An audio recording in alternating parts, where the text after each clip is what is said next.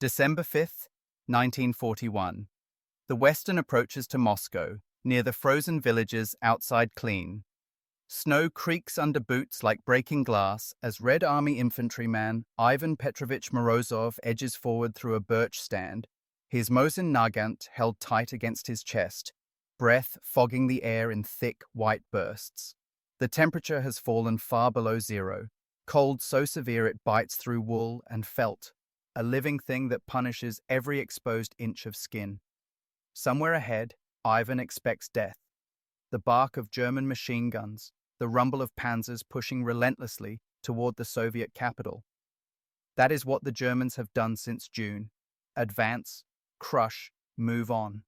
But this morning, the battlefield sounds wrong. There is no engine noise, no clanking tracks, only wind sweeping across open fields and the distant crack of ice in the trees. Ivan crouches lower, heart pounding, as he crests a shallow rise and sees them. German tanks, dozens of them, panzers sitting silent and motionless in the snow, their dark shapes half buried, guns pointed uselessly toward Moscow. For a long moment, he thinks it is a trap.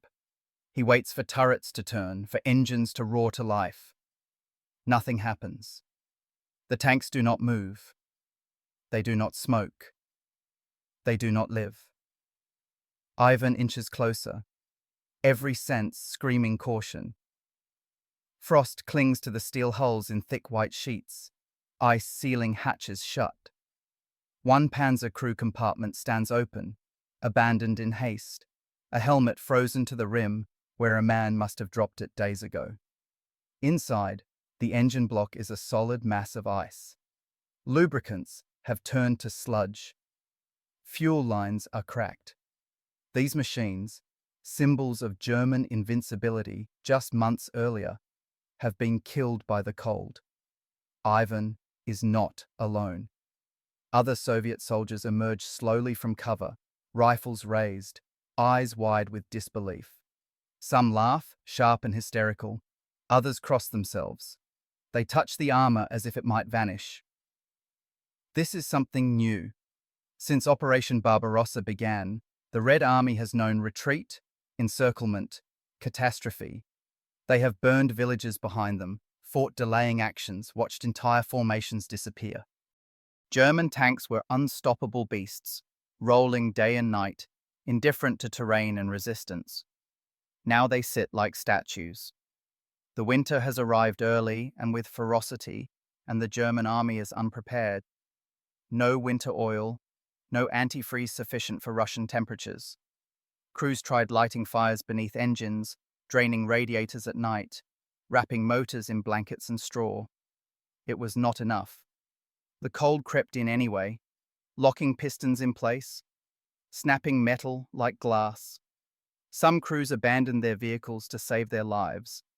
Others froze beside them. As Ivan stands there, snow hissing softly against his greatcoat, he begins to understand that something has shifted. The Germans are not advancing today. For the first time in months, they are stuck. And somewhere behind these frozen machines lies Moscow, battered, frightened, but still alive. The silence on this field is not peace. It is the sound of momentum breaking. Ivan Morozov does not linger beside the frozen panzers for long. Orders ripple down the line, quiet but urgent, and Soviet infantry spreads out, checking for booby traps, peering into vision slits, listening for any hint of life. As they move, Ivan's thoughts drift back to how the Germans reached this point at all. Only months earlier, in June, the invasion had begun with a roar that shook the earth from the Baltic to the Black Sea. Operation Barbarossa was designed for speed and shock, for a short campaign that would smash the Red Army before winter ever mattered. German generals believed the war would be over by autumn. Their panzers were tuned for summer roads, their lubricants chosen for temperate Europe. Their crews issued thin uniforms and told they would be home before the snow fell. At first, everything seemed to confirm their confidence. Soviet units were encircled and destroyed in vast pockets at Minsk, Smolensk, Kiev. roads clogged with refugees and retreating columns. Luftwaffe bombers ruled the skies.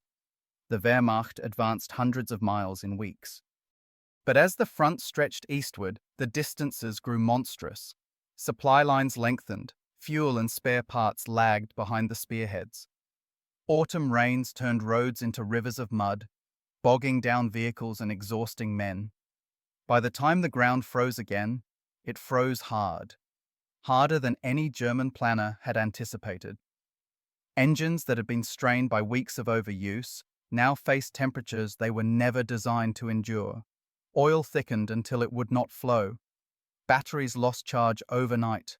Metal contracted and cracked. Crews woke before dawn to find engines locked solid, starter motors whining uselessly. Some resorted to pouring boiling water over engine blocks, only to watch it freeze instantly in the air. Others lit fires beneath their tanks, risking explosions or detection. Many simply waited, shivering, hoping the sun might help. It rarely did. For Soviet troops like Ivan, this freeze was not a surprise. Russia had taught its soldiers to fear winter as much as the enemy, but also to respect it. Valenki boots, padded coats, white camouflage smocks, imperfect, often in short supply, but better than nothing. More importantly, the cold was familiar. Soviet mechanics knew which oils would still flow, which tricks might keep an engine alive just long enough. The Germans, by contrast, were learning these lessons too late. As Ivan and his comrades move past the immobilized tanks, he spots signs of desperation. Tools scattered in the snow, broken starters, rags stuffed into vents. One Panzer bears black scorch marks beneath its hull where a fire burned too hot. The crew likely fled when the fuel lines froze or cracked. Each abandoned vehicle tells a story of confidence colliding with reality. And beyond the field, the Red Army is regrouping. Fresh Siberian divisions, hardened by extreme cold, are arriving by rail, their presence a closely guarded secret until now. They bring not just men, but belief that the Germans can be stopped. The frozen panzers outside Moscow are proof, silent and undeniable, that the enemy's advance is no longer inevitable.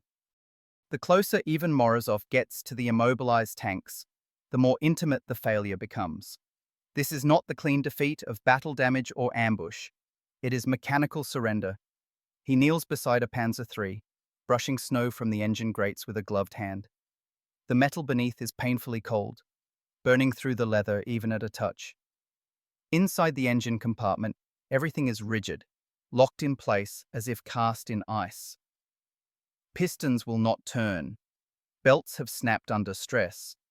Lubricating oil has congealed into a waxy mass, useless as glue. German maintenance manuals never imagined this environment. Crews had been trained to keep moving, to rely on speed and coordination, not to fight a war against temperature itself. Nearby, a Soviet tank mechanic named Sergeant Alexei Kuznetsov examines another vehicle with professional curiosity. He mutters observations under his breath, pointing out cracked fuel lines and shattered coolant pipes. They ran them too hard, he says quietly. And then the frost finished the job. For months, German armor had pushed engines beyond their limits, rarely shutting down, always racing to stay ahead of supply. When the cold finally hit, the wear and tear left no margin for survival. Even watches as Kuznetsov tries to turn a drive sprocket with a pry bar. It does not budge. The tank might as well be welded to the earth. For Soviet soldiers, raised on stories of German technological superiority, this scene is surreal. These machines were supposed to be flawless. Instead, they are helpless. Some men joke darkly, calling them winter trophies. Others are more cautious, still half expecting the enemy to rise from the dead. But the reality becomes impossible to ignore. Entire armored columns have been stopped not by artillery, but by physics. The cold seeps into everything, even morale. Captured German soldiers later speak of the same experience in hushed tones, waking to engines that will not start, hands too numb to work tools, officers shouting orders that cannot be obeyed. Panic sets in when tanks cannot move because immobility invites encirclement and destruction. Crews are forced to choose between freezing inside steel coffins or abandoning their vehicles to seek shelter. Many choose life. Ivan finds evidence of those choices everywhere. Footprints leading away from tanks, ration tins discarded, blankets missing. The abandonment is not cowardice, it is survival. But it marks a turning point. As the Soviets push forward, they begin capturing intact German armor in unprecedented numbers. Some tanks are later repaired and pressed into Red Army service, their frozen failure turned into ironic reinforcement. More importantly, the sight of these machines, once feared, now useless, spreads rapidly along the front. Word travels faster than orders. The Germans are stuck. Their tanks won't run. Each repetition chips away at the aura of invincibility that has hung over the Wehrmacht since summer. Ivan feels it himself, a cautious hope stirring where only dread existed before. The cold, merciless, and indifferent has become an ally, and as Soviet units prepare to counterattack, the frozen steel outside Moscow stands as both warning and promise. The enemy can be stopped, and winter will not be kind to those who underestimate it. The frozen tanks are only the prelude. As December deepens and temperatures plunge further, orders come down the line that would have seemed unthinkable just weeks earlier. The Red Army is going on the offensive. Even Morozov feels the shift immediately in the tone of his commanders. Less frantic, more deliberate. On the morning of December 6, 1941, artillery opens up along the front west of Moscow, the thunder rolling across snow-covered fields as Soviet guns fire into German positions that are already struggling to function. Infantry advances behind the barrage, boots crunching in unison, white camouflage blending into the landscape. German units, worn down by months of fighting and now crippled by the cold, respond sluggishly. Machine guns jam. Mortar rounds fail to detonate properly in the extreme temperatures. Radios sputter and die as batteries freeze. The carefully coordinated German advance fractures under pressure. Ivan advances with his platoon past the abandoned Panzers, now serving as impromptu cover. He passes men from Siberian divisions moving forward with grim confidence, faces wrapped in scarves, eyes accustomed to this cold. These troops have trained for winter war, and it shows. Skis allow rapid movement where German infantry flounders in knee-deep snow. Soviet T-34 tanks, designed with wider tracks and better cold tolerance, rumble forward, engines coughing but alive. To Ivan, the sound is electrifying. For the first time since summer, the Red Army's armor is moving while the enemy's is not. German commanders struggle to adapt. Orders to withdraw come too late or not at all. Roads are clogged with frozen vehicles and retreating columns. Attempts to destroy immobilized tanks are rushed and incomplete, leaving more intact machines for the Soviets to capture. The Luftwaffe, once dominant, finds its aircraft grounded by icy runways and mechanical failures. Air support becomes sporadic, unreliable. As Ivan's unit overruns a forward German position, he sees evidence of the collapse everywhere. Half-dug foxholes abandoned overnight, supply dumps left behind, men huddled around fires that give away their positions. Resistance is still fierce in places, but it lacks cohesion. The momentum has shifted, and everyone feels it. Soviet officers shout encouragement, voices hoarse but energized. Forward! For Moscow! The words carry new weight now that the enemy is retreating. For Ivan, the counterattack is both exhilarating and sobering. The frozen tanks remind him that victory here is not about a single blow, but about endurance. The Germans did not fail because they lacked courage or skill. They failed because they misjudged the land, and the season. As Soviet forces press on, pushing the Germans back from the outskirts of the capital, the first major collapse of Operation Barbarossa unfolds in real time.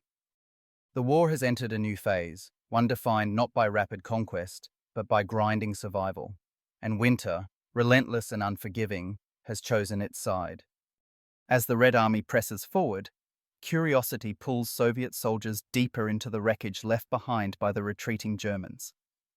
Ivan Morozov is ordered to help clear a wooded road where several tanks and trucks sit jammed together, frozen in place like a traffic accident captured in ice. Up close, the human cost of the mechanical failure becomes clearer. Inside one Panzer, the crew compartment reeks of stale fuel and cold metal. Frost coats the periscope lenses from the inside, evidence of men breathing into a space that never warmed. A handwritten note lies on the radio table, ink smeared where moisture froze. A maintenance checklist abandoned mid-thought.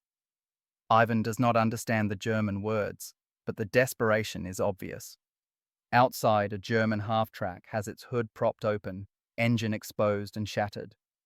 Sergeant Kuznetsov explains quietly that the cast metal likely cracked when a fire was lit beneath it, heat followed by sudden cold causing the block to fracture. They tried everything, he says. They just ran out of time. Soviet intelligence officers arrive quickly, photographing vehicles, collecting documents, interrogating captured Germans who are too exhausted to resist. These prisoners speak of nights spent awake, stamping feet to keep circulation, of engines that seized without warning, of orders that demanded movement when movement was impossible. One corporal, cheeks raw with frostbite, keeps repeating the same phrase through chattering teeth. It would not start. For Soviet troops who have endured months of retreat, the scene is both grim and vindicating. The enemy that seemed unstoppable has been reduced to men fighting the same elements, and losing. Ivan helps tow a Panzer with a tractor, amazed at how easily it comes free once the tracks are chipped loose. The idea that this machine once thundered across Europe feels distant, almost absurd. In nearby villages, civilians emerge cautiously, staring at the abandoned armor with a mix of fear and relief. Some touch the tanks as Ivan did earlier, half expecting them to come alive. Others scavenge wood and canvas, stripping what they can for survival. The war has stripped everyone bare. For German units still trying to hold the line, the loss of mobility is catastrophic. Infantry without armored support is vulnerable, especially in open snowfields where Soviet ski troops can maneuver freely. Ivan's platoon encounters scattered resistance, isolated machine gun nests, small groups of Germans fighting stubbornly before retreating again. There is no sense of coordinated defense, only delay. Each mile westward reinforces the same truth. The German advance has frozen solid. The discovery of intact tanks fuels Soviet morale in a way no speech could. Newspapers and political officers will later frame it as proof of socialist resilience over fascist arrogance. But for Ivan and his comrades, it is simpler than that. The enemy made a mistake, and winter exposed it. As evening falls and the temperature drops even further, Ivan shelters in the lee of a captured Panzer, its steel hull blocking the wind. He runs a gloved hand over the frozen armor and thinks about how close Moscow came to falling. These machines were meant to break the city. Instead, they now serve as windbreaks for the men who stopped them. December 1st, 1941. West of Klin, on the frozen approaches to Moscow. The night does not fall so much as it hardens. Captain Ivan Semyonov of the 1st Guards Rifle Division crouches behind a low snow berm, the breath in his scarf turning to frost before it escapes. Somewhere ahead, the dark shapes of German tanks, Panzer IIIs and IVs, sit motionless, hulks outlined by moonlight. There is no engine noise now, no clatter of tracks, only the creak of contracting metal and the distant crack of trees splitting under cold. When Semyonov signals his men forward, they move cautiously, rifles held low, bayonets already rimed with ice. As they close the distance, disbelief ripples through the line. One tank's engine deck is open, tools abandoned, as if the crew simply vanished. Another's turret is frozen at an awkward angle, the grease inside thickened to something like candle wax. A German helmet lies half buried in snow, its liner stiff as wood. You can almost hear the cold, working, tightening its grip. Inside these machines, lubricants never formulated for -30 degrees have congealed. Fuel lines have iced over. Starter motors cannot turn. Crews have tried everything, burning rags under engine blocks, draining oil at night and reheating it over stoves, even urinating on frozen components in desperation. But the cold wins. Semyonov climbs onto a Panzer's glacis plate and raps it with his knuckles. The steel answers with a dull, lifeless sound. This is not a trap. This is collapse.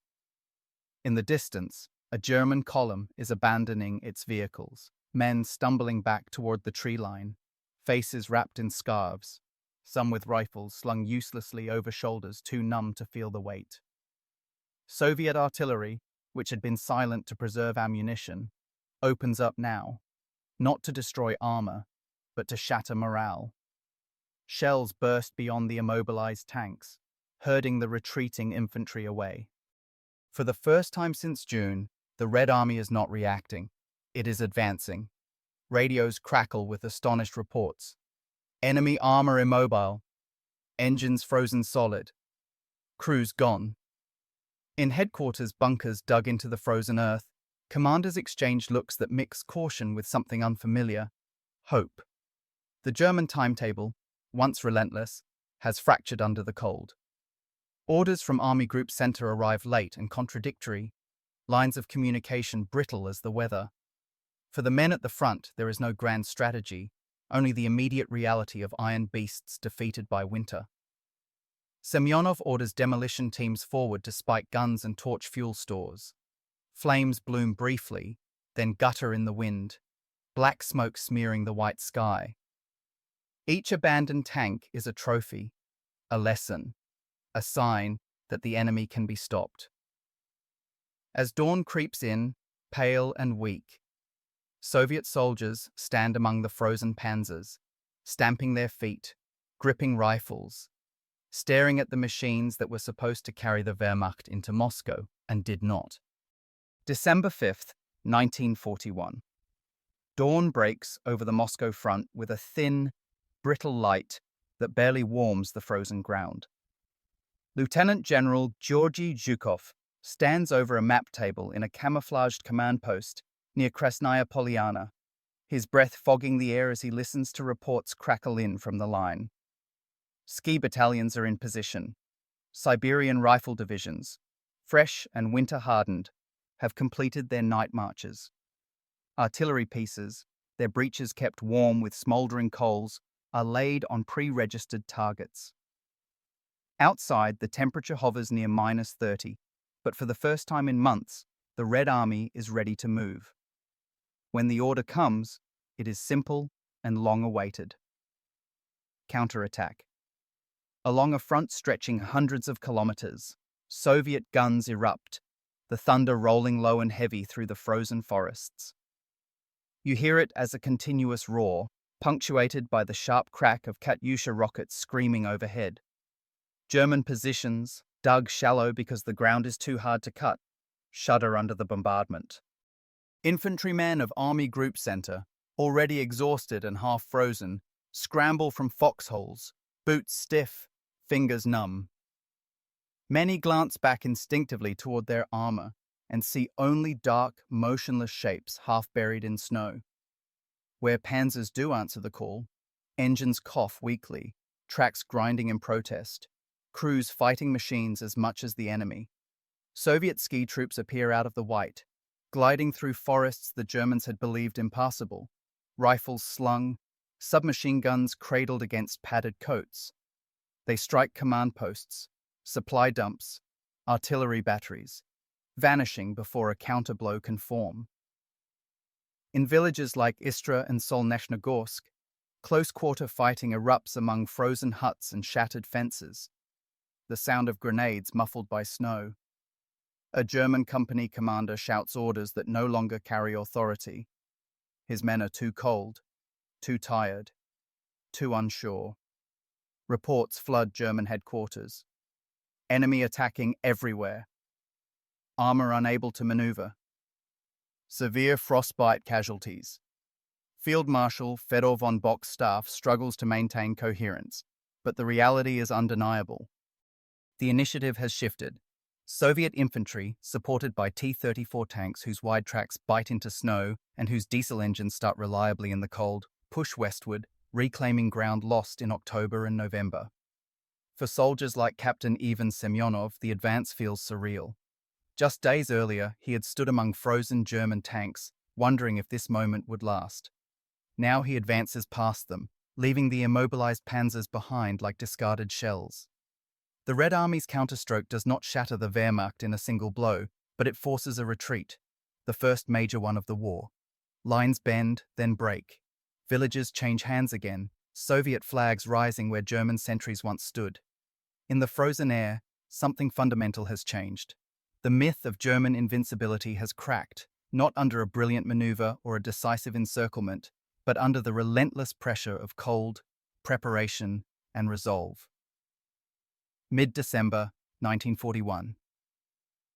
The road west of Klin is choked with snow, wreckage, and men moving on foot because trucks no longer start and fuel is too precious to waste on engines that may never turn over again.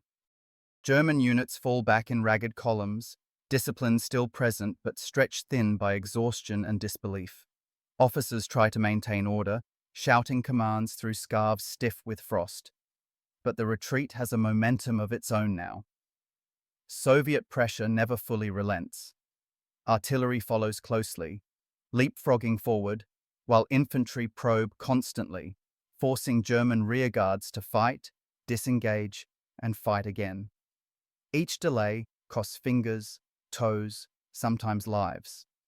Frostbite cases multiply, field hospitals overflowing with men whose boots were never designed for this cold. Some soldiers wrap rags around their feet, others stuff newspapers into their coats, anything to hold warmth for another hour. The landscape itself seems hostile. Weapons seize if not constantly cleaned, metal burning bare skin on contact. Horses collapse in their traces, legs snapping on ice-hardened roads. For the first time since the campaign began, German soldiers talk openly of survival rather than victory. Meanwhile, Soviet troops press forward with a grim, almost silent determination. Many of them have lost family to the invasion. Some have seen their villages burned. They advance through terrain they know, supported by local civilians who emerge cautiously from cellars to point out German positions or abandoned supply caches. The sight of frozen panzers remains common, some used as landmarks, others stripped for parts by Soviet mechanics who marvel at how easily the once-feared machines can now be approached. German command issues increasingly desperate orders: hold at all costs, then pull back to new defensive lines, then hold again.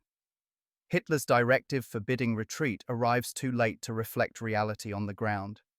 Divisions that try to stand are threatened with encirclement by Soviet flanking moves, forcing withdrawals anyway.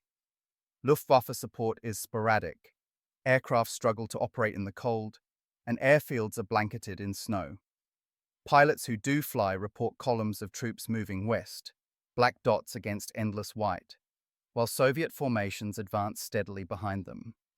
In Moscow, church bells ring as the threat recedes, their sound carried through icy streets where civilians pause, listening, scarcely daring to believe. For Soviet commanders, the challenge now is control, advancing without outrunning supplies, preventing overextension in the same winter conditions that broke the Germans.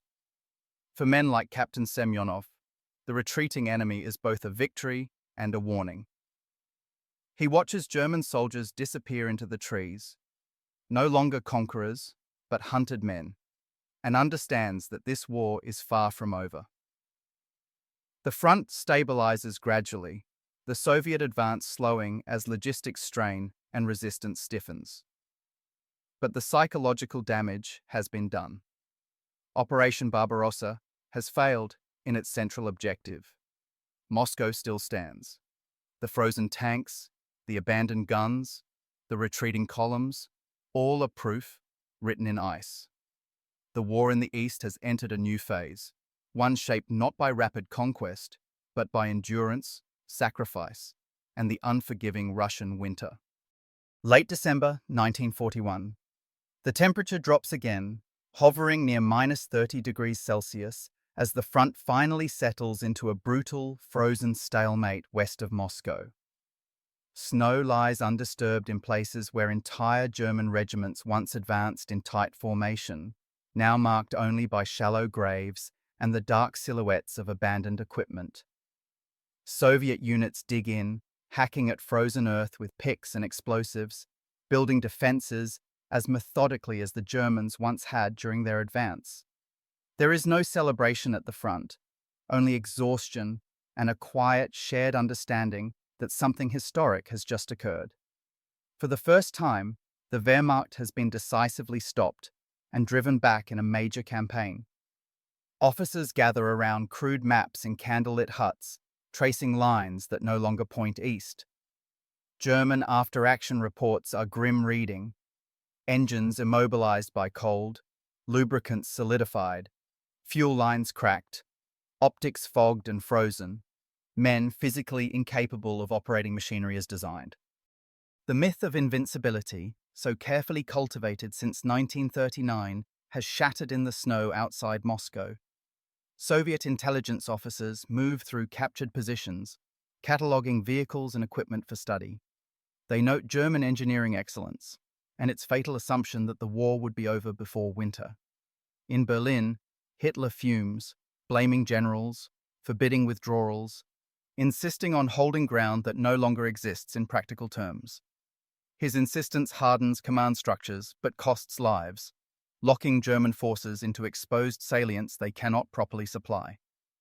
Meanwhile, Stalin, cautious yet emboldened, authorizes limited offensives while ordering reserves conserved. He knows the Red Army has survived its greatest test so far, but he also knows the enemy remains dangerous. For Soviet soldiers, the frozen panzers become symbols told and retold in whispered stories, machines that once crushed everything before them, rendered useless by cold and stubborn resistance. Men like Captain Semyonov write letters home describing the sight of German tanks sitting silent and lifeless, snow piled against their hulls like burial mounds.